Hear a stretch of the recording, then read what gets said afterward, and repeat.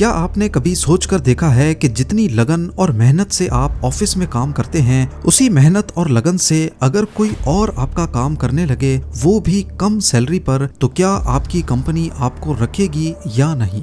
और अगर आपकी जगह लेने वाला कोई इंसान नहीं बल्कि कोई कंप्यूटर हो, जिसकी ना बेवजह की डिमांड्स हैं, ना इमोशंस, ना वो थकता है ना छुट्टी करता है, तो यकीनन हम में से अक्सर लोग अब अनसेफ महसूस करने लगेंगे। पर ये कोई मन घड़त ख्याल नहीं, बल्कि वो वक्त असल में आ चुका है। और ये कहना है जेफरी हिंटन का, जिन्हें एआई के गॉड फादर का लक़ब भी मिल चुका है। जेम टीवी की वीडियोस में एक बार फिर से खुशामदीद। नाजरीन, आर्टिफिशियल इंटेलिजेंस या फिर एआई को पिछले कुछ सालों से मेन स्ट्रीम मीडिया पर बेशक बहुत शोहरत मिल रही है, लेकिन इसका असल आइडिया कई दहाइयों पुराना है। सबसे पहले 1950s में साइंटिस्ट ने ऐसी मशीन बनाने का सोचना शुरू किया जो इंसानों की तरह सोच सके। पर मसला ये था कि ये कैसे पता चले कि मशीन वाकई इंसान की तरह सोचने लगी है। फेमस मैथमेटिशियन और कंप्यूटर साइंटिस्ट एलन टर्निंग ने 1950 में टर्निंग टेस्ट प्रपोज किया था। इस टेस्ट का मकसद था कि अगर इंसान और कंप्यूटर के जवाब में कोई तीसरा इंसान फर्क ना कर सके, तो इसका मतलब है कि मशीन ने टर्निंग टेस्ट पास कर लिया है। तब से लेकर इस आर्टिफिशियल इंटेलिजेंस पे काम होता रहा, लेकिन अगली कई दहाइयों तक टर्निंग टेस्ट कभी पास ना हो सका। लेकिन फिर 2014 में आखिरकार टर्निंग टेस्ट पहली बार एक चैट बॉट ने पास किया। रॉयल सोसाइटी लंदन में होने वाला ये टेस्ट जजेस के सामने हुआ। इन जजेस का सामना एक चैट प्लेटफॉर्म पर 13 साला यूक्रेनियन लड़के से करवाया गया। कई सवालात करने के बाद 30 में से 20 जजेस ने कहा कि ये वाकई इंसान है, जबकि असल में वो यूजिन गूस्टमैन नामी एक एआई चैट बॉट था। शुरुआत में एआई बहुत बेसिक हुआ करता था, जैसा कि चेस खेलना या फिर मैथमेटिकल प्रॉब्लम्स को सॉल्व करना। लेकिन पिछले कुछ सालों में खासकर डीप लर्निंग और न्यूरल नेटवर्क्स की डेवलपमेंट के बाद एआई ने ऐसी तेज रफ्तार पकड़ी है जिसकी किसी को उम्मीद नहीं थी। और इस तेजी को परवान चढ़ाने वालों में से एक अहम नाम है जेफरी हिंटन, जिनको एआई का गॉड फादर भी कहा जाता है। जेफरी हिंटन वो शख्स हैं जिन्होंने गूगल में 10 साल तक एआई पर काम किया, और जब उनको लगा कि ये चीज इंसानों से ज्यादा इंटेलिजेंट हो सकती है, तो उन्होंने गूगल जैसी कंपनी को छोड़ दिया, सिर्फ इसलिए ताकि वो खुलकर दुनिया को इस खतरे से आगाह कर सकें। जेफरी हिंटन ने आर्टिफिशियल इंटेलिजेंस, खासकर न्यूरल नेटवर्क्स और डीप लर्निंग के फील्ड में ऐसे काम किए हैं जो आज के मॉडर्न एआई मॉडल्स की बुनियाद बन चुके हैं। Back propagation algorithm, neural networks और डीप लर्निंग के साथ साथ हिंटन कई मशहूर एआई साइंटिस्ट के मेंटर भी रह चुके हैं, जिसमें मेटा के चीफ एआई साइंटिस्ट येन लुकोन और योशुआ बेंगियो भी शामिल हैं। इन तीनों ने मिलकर 2018 में टर्निंग अवार्ड भी जीता, और इसी वजह से इनको God father of deep learning कहा जाता है। जेफरी हिंटन का सीधा कहना है कि इंटेलिजेंस में इंसान अब दूसरे नंबर पर आ चुके हैं, क्योंकि पहला नंबर एआई ने हड़प लिया है। इसी तरह हिंटन के मुताबिक एआई, जो फिलहाल इंसानों का काम आसान करने के काम आ रहा है, बहुत जल्द ये पूरे के पूरे प्रोफेशंस को खा जाएगा। हिंटन ने एक इंटरव्यू में उन जॉब्स की लिस्ट बताई है जिन्हें एआई इतनी आसानी से टेक ओवर नहीं कर पाएगा। पर पहले जानते हैं उन जॉब्स के बारे में जो एआई के गॉड फादर के मुताबिक अनकरीब आर्टिफिशियल इंटेलिजेंस की नजर होने वाली हैं। पहला नंबर है कस्टमर सपोर्ट एजेंट्स का। हिंटन के मुताबिक एआई का सबसे पहला शिकार कस्टमर सपोर्ट एजेंट्स होंगे। क्या आपको मालूम है कि मोबाइल ऑपरेटर्स और बैंक्स में ज्यादातर कॉल सेंटर स्टाफ को अभी से ही एआई ने रिप्लेस कर दिया है, और शायद अनकरीब कॉल सेंटर्स के एजेंट्स हिस्ट्री बन चुके होंगे। क्लारना, जो कि एक ऑनलाइन पेमेंट वेबसाइट है, उसके सीईओ ने पिछले साल कहा था कि एक एआई चैटबॉट हमारे 700 एजेंट्स के बराबर काम कर रहा है। उन्होंने डिटेल में बताया कि कंपनी पहले 7000 कस्टमर सर्विस एजेंट्स रखती थी, लेकिन एआई चैटबॉट की वजह से अब उन्हें सिर्फ 3000 की जरूरत है। सोचें, 4000 लोग एक ही झटके में रिप्लेस हो गए, क्योंकि एआई 24/7 अवेलेबल है। उसको गुस्सा नहीं आता और वो पलक झपकते ही जवाब देता है। हिंटन का कहना है कि एआई एजेंट्स ऑलरेडी 80% से ज्यादा कस्टमर सर्विस का काम हैंडल कर रहे हैं। यानी अगर आप किसी कॉल सेंटर में काम करते हैं तो समझ लीजिए आप हाई रिस्क जोन में हैं।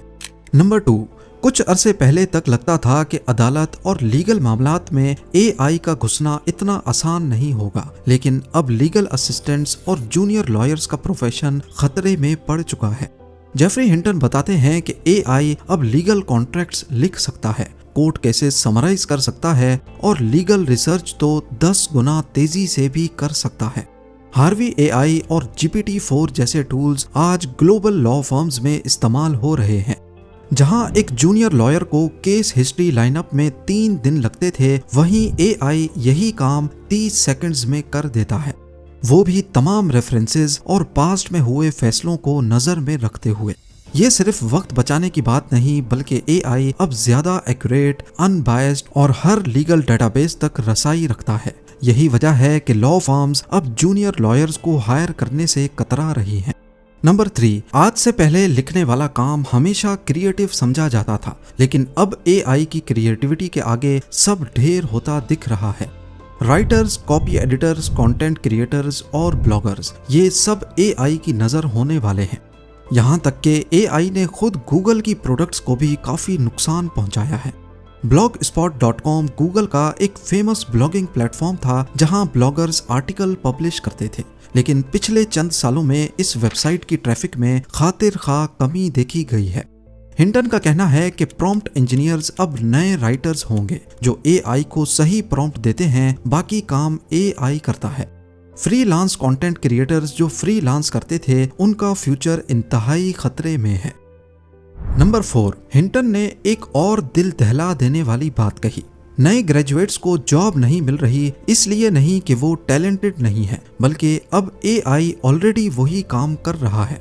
वो रोल्स जो पहले फ्रेशर्स के लिए रिजर्व थे, जैसे data entry, customer onboarding, email replies या डॉक्यूमेंट वेरिफिकेशन, वो सब एआई के बॉट्स हैंडल कर रहे हैं। ये एक साइलेंट क्राइसिस है जिसका कोई ओपन सॉल्यूशन नहीं। डिग्री लेना आसान है, लेकिन जॉब मिलना मुश्किल होता जा रहा है। 5वां प्रोफेशन है सॉफ्टवेयर डेवलपर्स। एक वक्त में ये कैरियर फ्यूचर प्रूफ माना जाता था, लेकिन हिंटन कहते हैं कि एआई अब सॉफ्टवेयर भी डेवलप कर रहा है। रेपलिट एआई और गिटहब कोपायलट जैसे टूल्स ऑलरेडी डेवलपर्स को रिप्लेस कर रहे हैं। अब एक आम शख्स जिसका कोडिंग में कोई एक्सपीरियंस नहीं, वो सिर्फ एक प्रॉम्प्ट लिखकर वेबसाइट डेवलप करवा सकता है। फिलहाल डेवलपर्स का रोल सिर्फ डीबगिंग तक महदूद रह गया है। हिंटन का कहना है कि जब एआई अपना खुद का कोड मॉडिफाई करने लगेगा तो समझ जाओ कि ह्यूमन डेवलपर्स का रोल खत्म होने वाला है। नंबर 6, हिंटन ने अपनी भतीजी का जिक्र किया कि वो हेल्थ सर्विस में कंप्लेंट लेटर्स लिखती थी। पहले वो कंप्लेंट को समझकर 25 मिनट में रिस्पॉन्स लिखती थी, लेकिन अब वो एआई टूल में स्कैन करती है और 5 मिनट में परफेक्ट रिस्पॉन्स मिल जाता है। यानी जो काम पहले 5 लोग करते थे, वो अब एक इंसान और एआई दोनों मिलकर कर लेते हैं। अगला नंबर है डॉक्टर्स का। डॉक्टर्स का काम अभी तक रिप्लेस तो नहीं हुआ, लेकिन हिंटन कहते हैं कि एआई डॉक्टर्स को 5 गुना ज्यादा एफिशिएंट बना रहा है। मतलब एक डॉक्टर पहले 10 पेशेंट्स देखता था, अब वो एआई असिस्टेंट के साथ 50 लोग देखता है। इसका मतलब ये नहीं कि डॉक्टर्स निकाल दिए जाएंगे, लेकिन हायरिंग रेट अनकरीब ड्रॉप जरूर होगा। खास तौर पर जूनियर डॉक्टर्स और डायग्नोस्टिक स्पेशलिस्ट के लिए खतरा बढ़ता जा रहा है। Number 8, creative industry. ये बात सुनकर झटका लगता है, पर एआई अब क्रिएटिविटी में भी इंसानों से आगे जा रहा है। जेफरी हिंटन कहते हैं कि एआई ऐसे कंपैरिजंस या मिलती जुलती सोच समझता है जो इंसान नॉर्मली कभी नहीं सोच पाते। यानी एआई किसी चीज को किसी दूसरी बिल्कुल डिफरेंट चीज से रिलेट करके नए आइडियाज बना लेता है, जो अगर इंसान करने पे आए तो कई साल लग सकते हैं। हिंटन का मानना है कि डिजाइनर्स, वीडियो एडिटर्स, कंपोजर्स और एनिमेटर्स सबकी छुट्टी होने वाली है।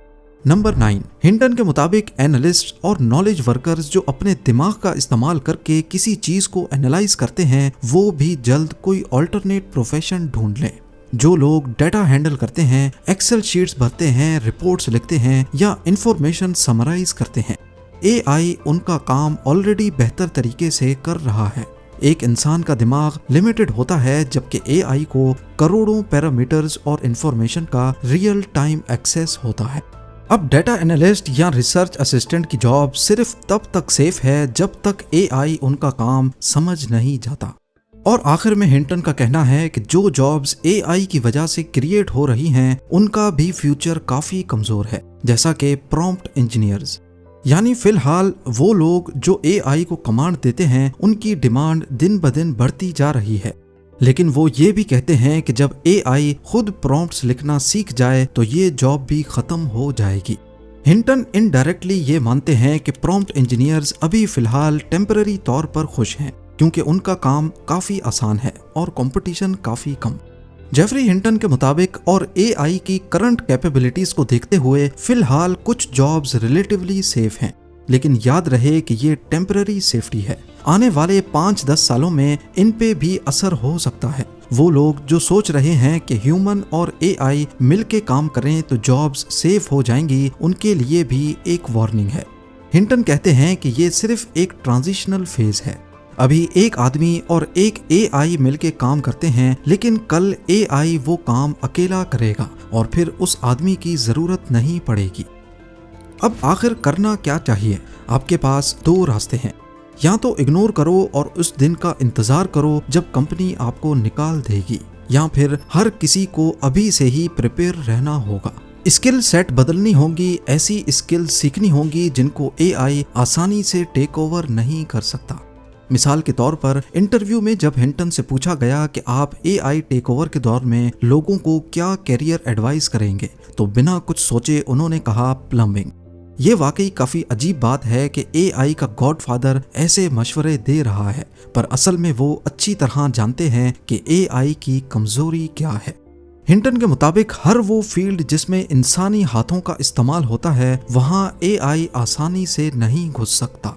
मसलन plumbers, electricians, construction workers, mechanics, technicians, welders, carpenters, security guards और थेरेपिस्ट्स, और कई ऐसी जॉब्स जिसमें फिजिकल प्रेजेंस और हाथ से काम करना जरूरी होता है। एआई अभी सिर्फ एक सॉफ्टवेयर है। इस तरह के फिजिकल काम जहां रियल टूल्स और हाथों का इस्तेमाल होता है, उनमें एआई या रोबोट्स का काम करना इतना आसान नहीं होगा। इस वीडियो का मकसद डराना नहीं बल्कि जगाना है। ये एहसास दिलाना है कि आने वाला वक्त बड़ी खामोशी से एक एक करके लोगों को बेरोजगार करने लगेगा। अगर आपको लगता है कि आप पर ये वक्त नहीं आएगा, तो सिर्फ एक बार अपना काम एआई से करवा कर देखें। अगर नतीजा सेम आता है तो मतलब अब अपग्रेड का वक्त आ चुका है। उम्मीद है जेम टीवी की ये वीडियो भी आप लोग भरपूर लाइक और शेयर करेंगे। आप लोगों के प्यार भरे कमेंट्स का बेहद शुक्रिया। मिलते हैं अगली शानदार वीडियो में।